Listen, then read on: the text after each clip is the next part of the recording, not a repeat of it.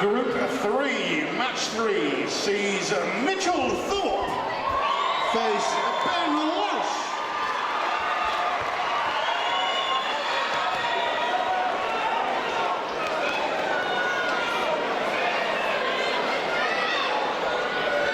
Well, now we have Mitchell Thorpe in the red, Ben Welch in the blue. Again, Mitchell, another talented fighter, another European medalist at junior level, and a great fighter with great confidence. And for me, Greg, this group has proved very talented, the most open and free-flowing of the group so far. Very true, Malcolm. Very free-flowing, very clinical, clear points, user-friendly for the cameras. And again for the crowd, Ryan's kicking. The crowd absolutely loved it. And we've still got René Small to come. Very much so, because what they can do, they can see the points. And for those people who don't do karate, they can be walked through the process by saying, I can see what's going on there. These guys in this round are really making good, clean points, and it's good to see.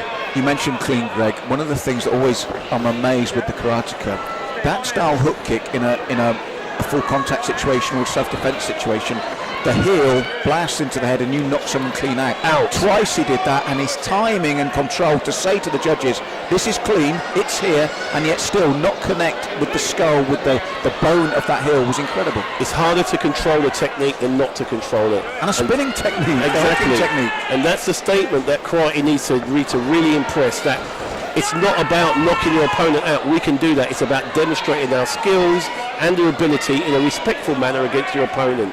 And that's what karate is about. Without a doubt, all he needs to do is point his heel in the opposite direction, and he'll hit a jaw and it'll break it. You know, so that's the difference. That's what's different about karate. And it was just beautifully executed. The timing, everything. Yeah, it was just smart.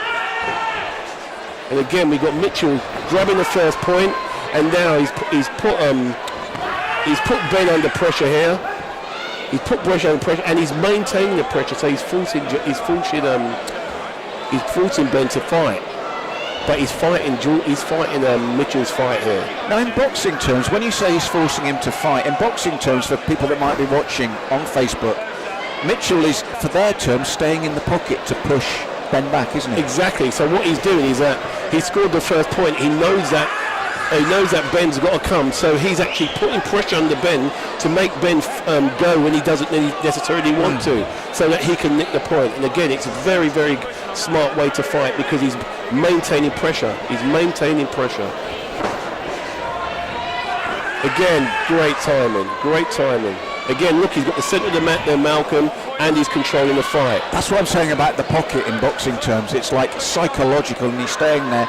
And then you could understand why Ben might be feeling not intimidated, but you know what I mean, under pressure to work, and then suddenly he's whipped off. Very much so. Very much so.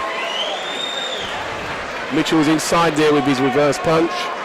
Good timing. So Ben doubled up there to the jaw, then 2 punches to the head.